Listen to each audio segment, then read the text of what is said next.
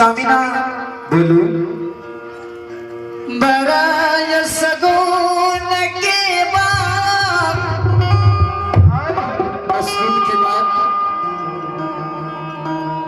आई नजरी कान से सुन लू ये सामिना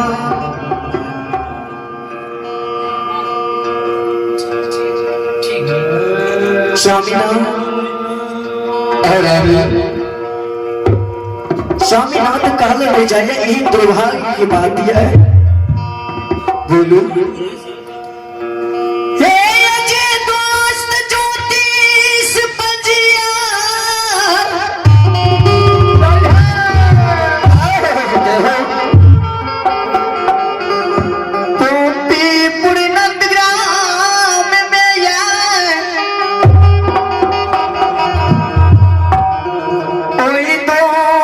जी के भगवान ठाकुर जी कुम्हरिया एक जोगी फकीर महात्मा बाबा अच्छा बड़ा अद्भुत बात मिला कह लिया जी हमरा बड़ा अद्भुत बात 10 गुण की बात कह के दरबार से चल के सामने ना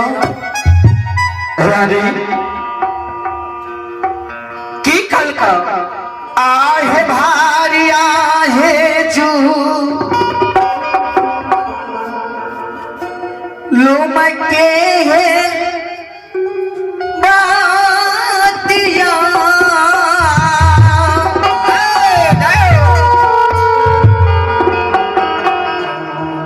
आहे जो की मुख से सुन लो बिया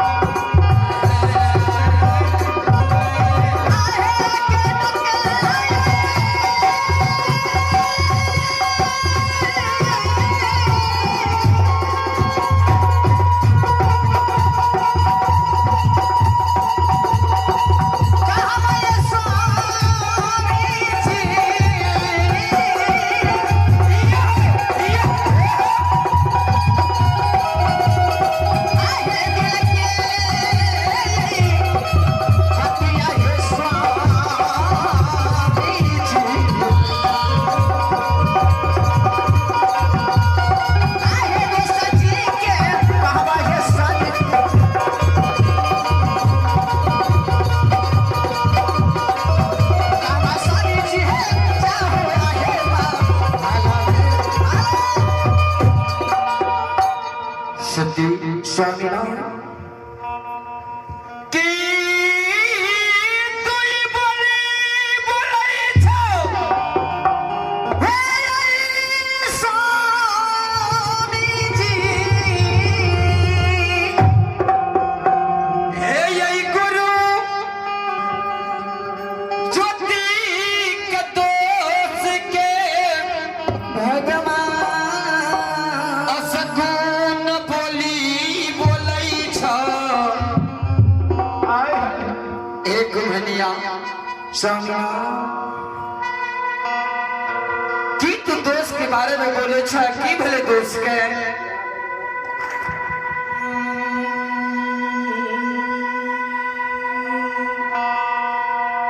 ना भाग लेकर ना मिले हुए दिलो यो चाहे चाहे 2 मिनट रेस्ट चाहे